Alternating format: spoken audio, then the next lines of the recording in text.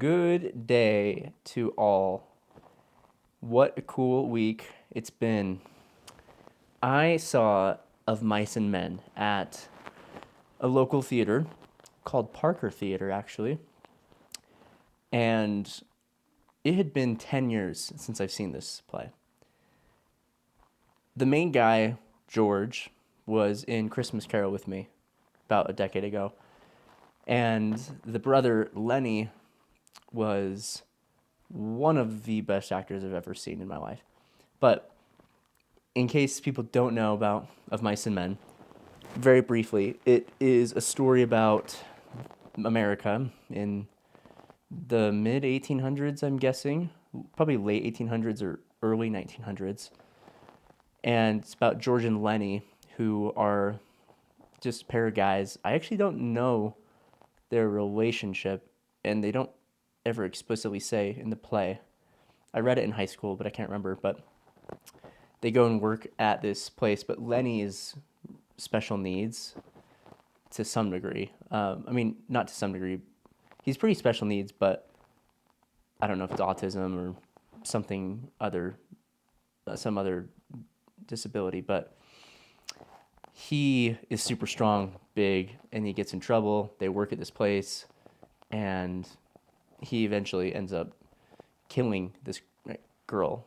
I don't want to give it away, actually. I should probably not say that. Well, it's an old book, if you haven't read it by now. He ends up killing this girl, but he didn't mean to.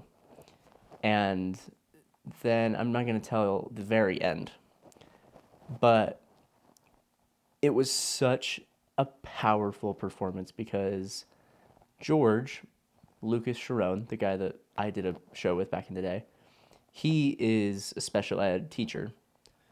And Lenny, the guy who is special needs in the show, his son is very autistic. And so he had this understanding of the character that you really couldn't have otherwise. And it was one of the best acting performances I have ever seen in my life. I saw this same show on Broadway, and this Lenny did a better job, for sure.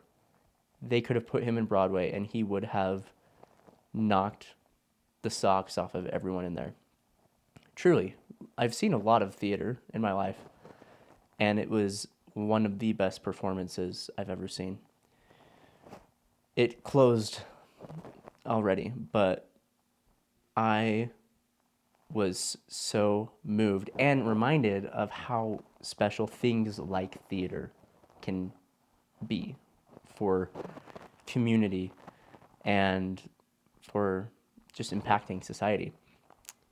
And then the next night I saw another play, musical, called Daddy Longlegs, which interesting name.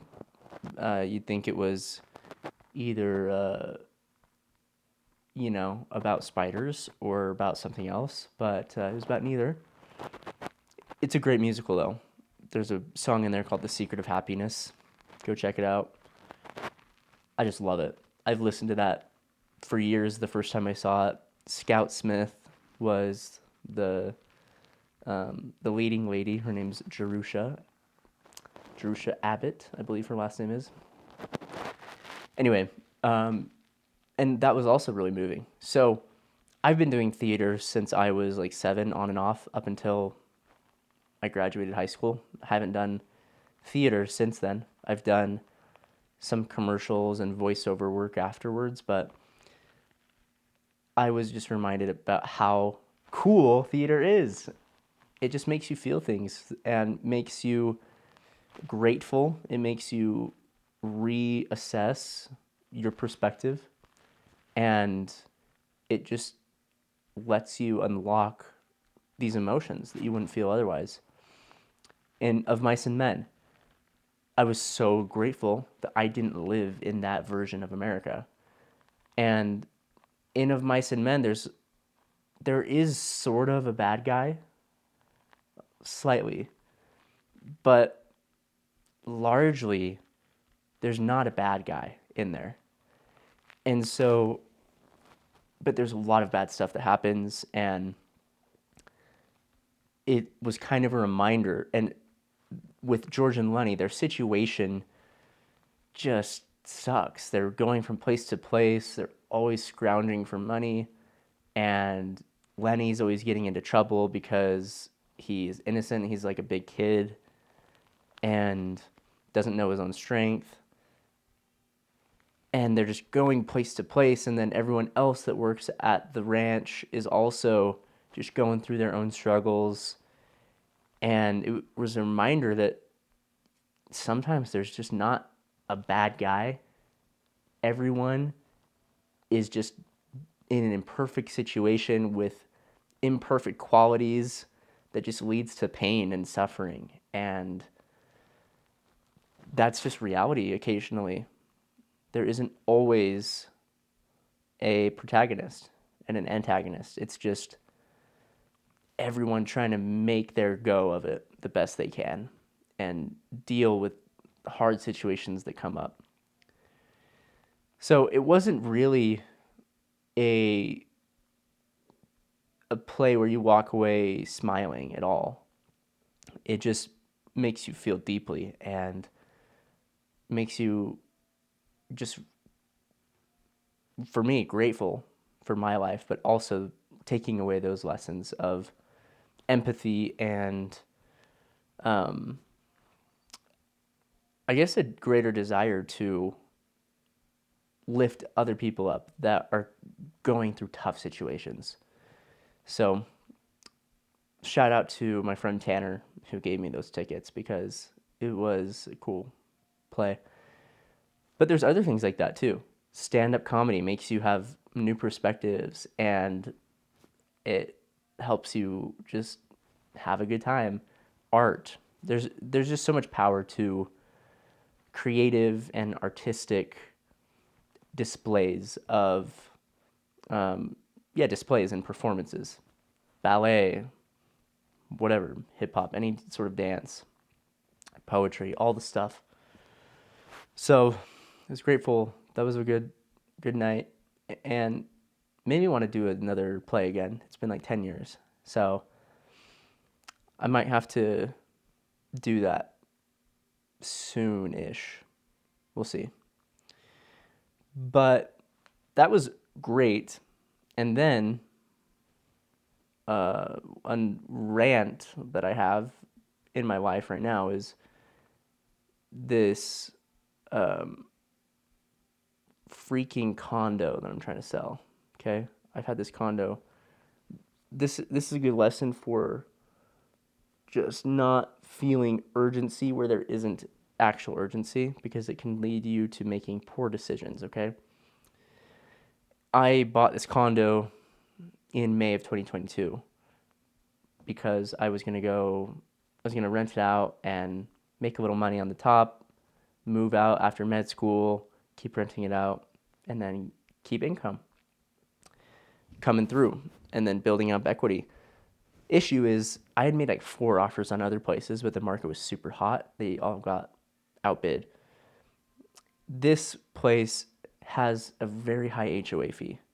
We're talking $730 a month for HOA fees. That includes all utilities and insurance and everything, but it's still so expensive.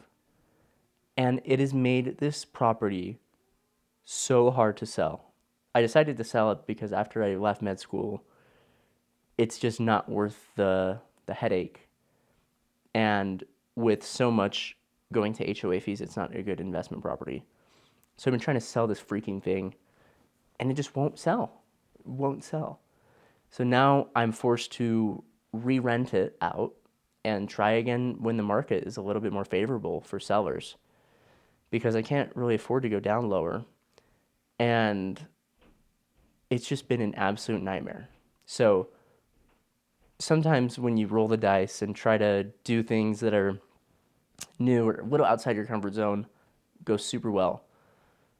Along with that, you have some really rotten apples like this.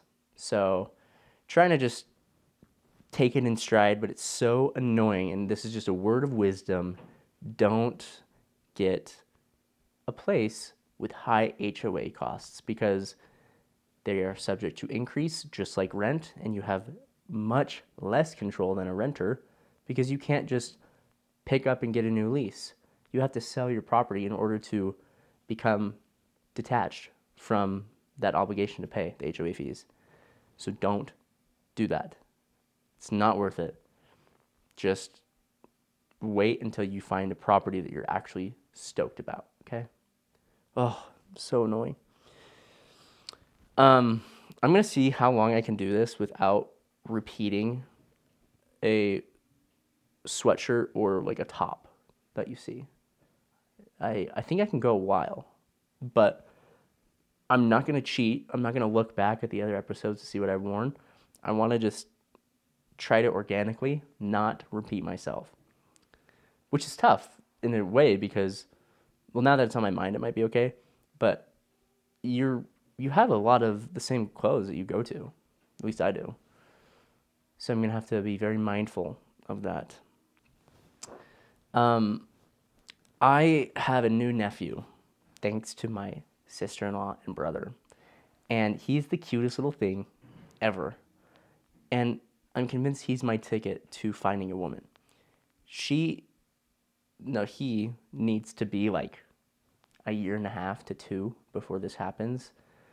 So if I get a girl before this, then great, he becomes useless to me. But I can take him to the park and just sit next to a young, hot, single mom. And you got a ring check with kids especially.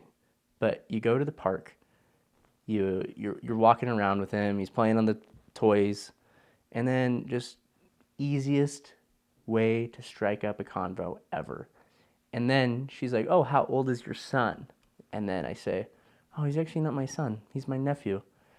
Just feel like it's important to, create a bond with him and give the parents a break. So try to take him out here when I can. Oh, are you kidding me? That's so sweet. Well, I mean, it's the least I can do, They're good people, and, this guy's great.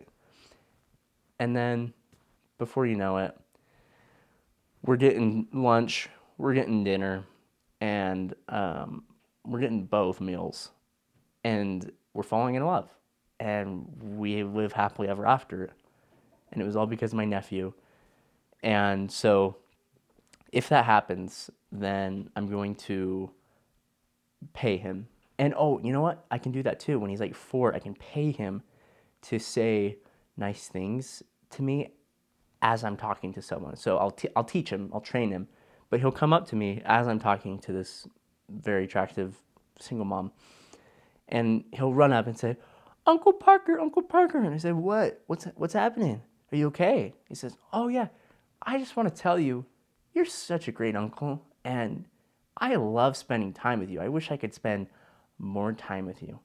Anyone that gets to spend time with you would be the luckiest person in the world. Anyway, bye." And then he runs away. And then this girl's in tears. And she is literally on her knees asking to marry me. So that's how I see this going. And I don't really see many alternatives in terms of outcomes. Like, this seems like the pretty set outcome if I just train him right. I think that's the takeaway here, is that if you just manipulate, you can, anything's possible. So we'll see how it goes. But he is a cute little guy. He's only like a month old, but he's already growing, and I'm excited for kids of my own. We'll see if that happens. No, it will happen. It'll happen, all right? I was just talking to a friend, and she was asking about how I'm feeling with my surgery, because I did get hernia surgery about 10 days ago. No, I got it a couple of weeks ago now. And it's interesting. I feel mostly better, but I still feel some tenderness in my abdomen. But the really interesting thing is that I haven't been able to exercise in several weeks, okay? And I have gained a testimony.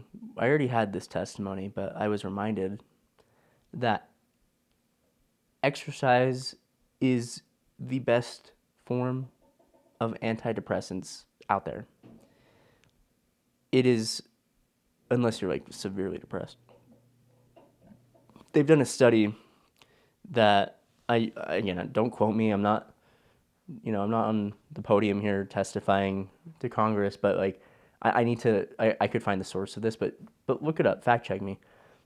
There was a well documented study that talked about the effects of exercise, regular exercise for people with depression and anxiety performed just as well or better than their antidepressant in terms of affecting their mood.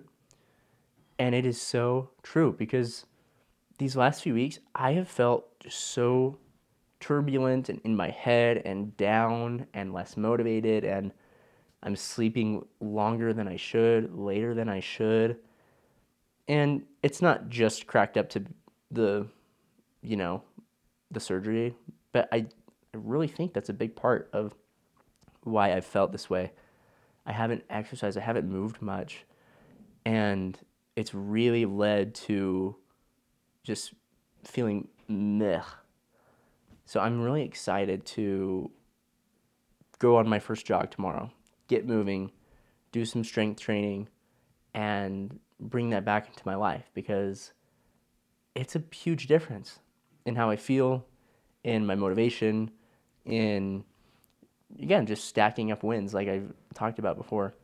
So the one thing, this is a good segue into the one thing that I'm going to do every single day without question is run or go to the gym. Run or go to the gym every single day. And they talk about rest days, that's fine. But even on like a rest day, I'm going to go on a light jog. I'm going to run or go to the gym every single day. And then the three things that I'm going to be consistent about. Consistency, not every day, but hopefully. But I'm not going to commit to that. But I guess consistency looks like sticking to it for a set amount, a set time frame. So like for me, I want to read 30 minutes a day every day, but I'm not going to like say every single day. We'll say 5 days a week. I want to read 30 minutes a day, 5 days a week. I want to do this podcast once a week just to maintain consistency. And because it's kind of fun. And then the third thing I want to do is, what's the third thing I want to do consistently?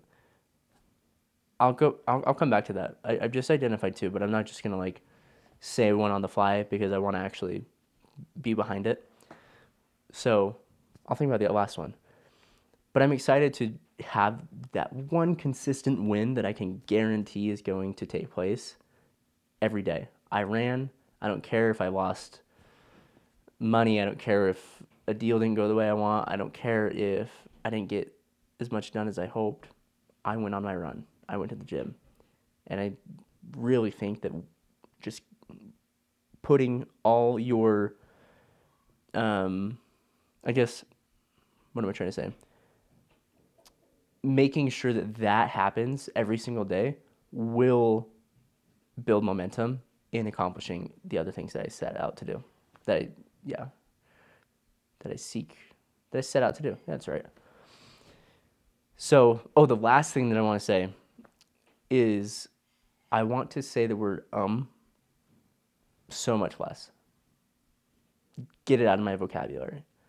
So, here's the deal. For the next 10 episodes of this podcast, if I say the word more than 5 times, anyone, make a comment or send me a message or a text if you have my number and say you said more than 5 times. And if I think you're wrong, then I'll have you send me the timestamps for when I said so that I know how many times I said it. But if you're right, I will pay you for the next 10 episodes $5 each. Okay? $5. So I'm going to try my very best to not say UM. Because, it's a useless word. Just fill it with silence. So that's my task for these next 10 episodes. Okay? Hope you all have an amazing week, and I'll catch you later. Peace.